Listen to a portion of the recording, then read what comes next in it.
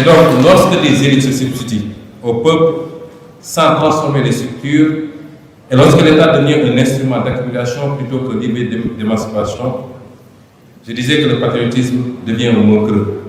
Et c'est pourquoi la transparence, la responsabilité, l'exemplarité des élites doivent être au cœur de notre projet de souveraineté. Sans une gouvernance crédible, aucun patriotisme ne peut durer. Et ce patriotisme pour nous est un patriotisme de responsabilité. Aimer son pays, c'est d'abord le rendre plus juste, plus digne, plus instruit, plus crédible, plus capable de contribuer au monde. Autrement dit, le patriotisme n'est pas l'exaltation verbale du drapeau. Il n'est pas protocolaire. C'est la capacité d'un État à protéger ses intérêts sans mentir à son peuple, sans humilier ses voisins.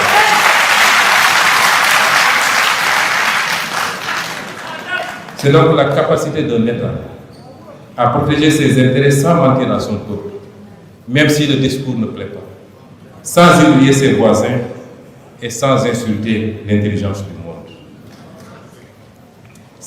Mais cette réflexion ne peut se faire en dehors du monde.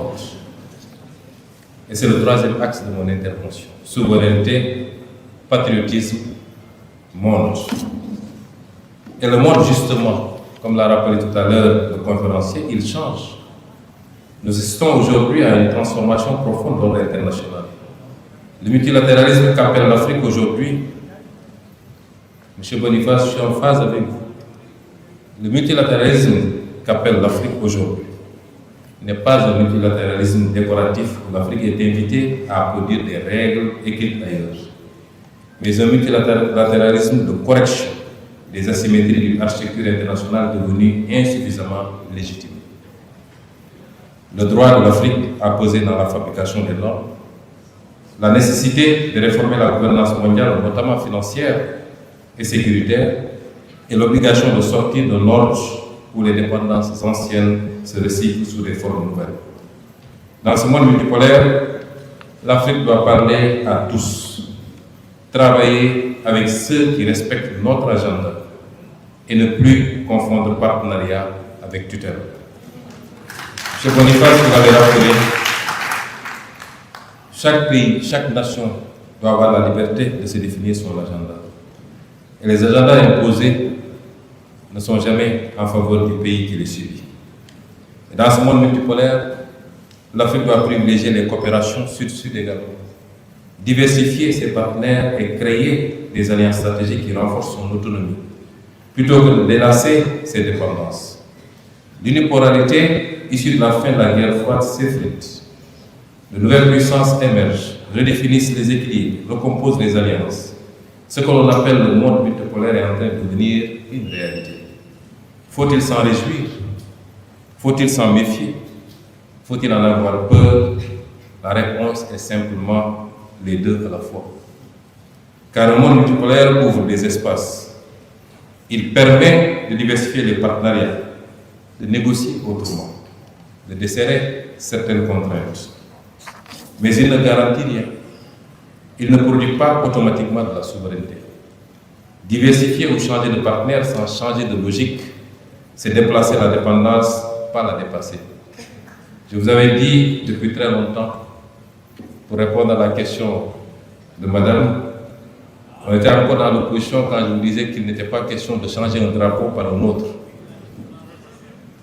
Que la souveraineté suppose de pouvoir défendre ses intérêts, défendre une certaine égalité dans les relations internationales et d'appliquer ces règles de manière uniforme à tous les partenaires. Pour ce qui nous concerne, nous, il n'est pas question de changer un drapeau par un autre, ni un parrain par un autre, encore moins une tutelle par une autre.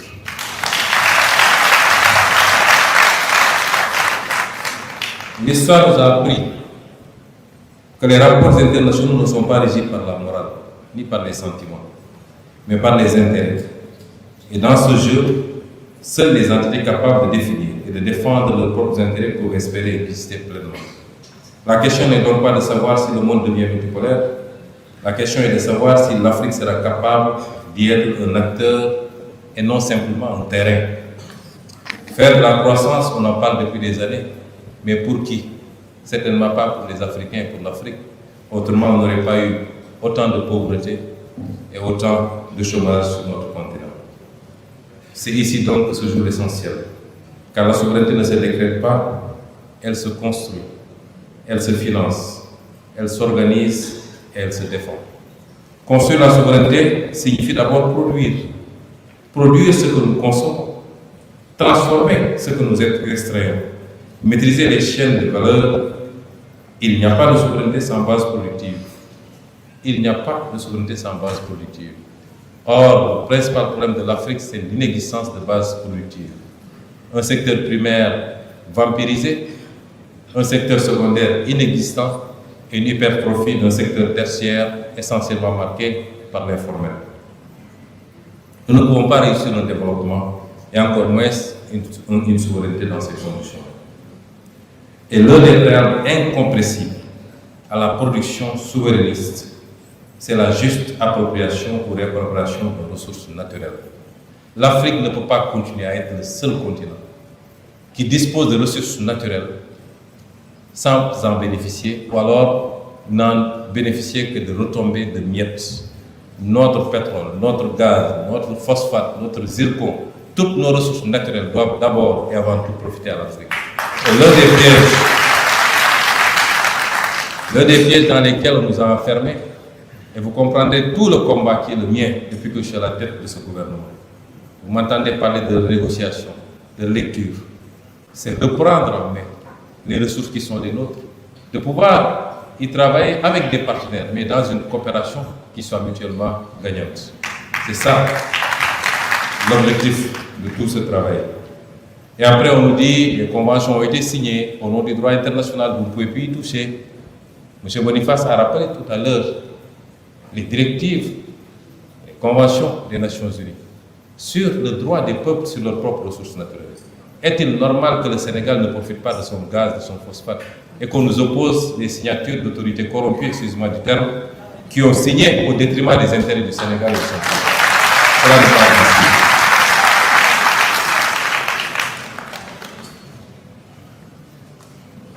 Financer la souveraineté, ensuite, signifie réduire la dépendance aux financements extérieurs, mobiliser les ressources internes, reprendre le contrôle sur les choix budgétaires. Il n'y a pas de souveraineté sous tutelle financière. Et je voudrais dire ici, l'Afrique n'a pas besoin de tout ce débat sur la dette. Que représente la dette africaine à l'échelle mondiale? Nous vivons aujourd'hui une guerre qui a déjà coûté des centaines de milliards de dollars, certainement. Un seul missile patriote pour abattre un drone iranien coûte 1 million de dollars. Combien de missiles ont été tirés? Vous ne pouvez pas l'imaginer. Et ça, ce n'est qu'un exemple, un petit exemple. La dette de l'Afrique ne représente absolument rien. Ce dont l'Afrique a besoin, c'est d'un consensus mondial fort, puisque l'Afrique est le seul continent qui a encore une marge de progression, capable de tirer la croissance mondiale sur les 30 prochaines années, ce que la Chine a été pour les 30 dernières années. Seule l'Afrique a ce potentiel. Est-on prêt à faire ce consensus avec une suspension moratoire sur la dette, un ciblage d'investissement catalytique pour propulser le continent, qui, lui, propulsera le monde au bénéfice de tout le monde? Personne ne le fera malheureusement pour l'Afrique, et il faut que les Africains en soient conscients. Et c'est pourquoi, malheureusement, l'un des principaux problèmes de l'Afrique, M. Boniface a rappelé, est un problème de leadership et d'élite politique et étatique. C'est l'un des principaux problèmes de l'Afrique. Pas tous, mais la majorité de nos dirigeants ne savent même pas quoi faire de pouvoir. Pas tous, mais la majorité. Il faut en jouir, il faut le conserver le maximum possible, mais aucune vision et aucune capacité à se regrouper autour de l'essentiel. L'une des formes les plus insidieuses de la dépendance est cognitive. Lorsque les catégories à partir desquelles nous analysons nos propres réalités sont produites ailleurs, lorsque nos politiques publiques sont conçues dans des cadres qui ne sont pas les nôtres, alors nous sommes dépendants sans même nous en rendre compte. La souveraineté est aussi une bataille des idées. Et enfin, la souveraineté signifie s'unir, car aucun État africain pris isolément ne peut peser significativement dans le système international. Aucun État pris isolé ne peut peser significativement dans le système international. L'intégration régionale n'est pas une option, elle est une condition. Mais elle ne doit pas être une simple coordination, elle doit être une mutualisation de puissance, de capacité. Pourtant, les initiatives comme la zone de libre-échange continentale, la ZLECAf, les startups technologiques émergentes ou les projets éducatifs panafricains montrent que nous avons déjà commencé à bâtir une souveraineté économique et économique.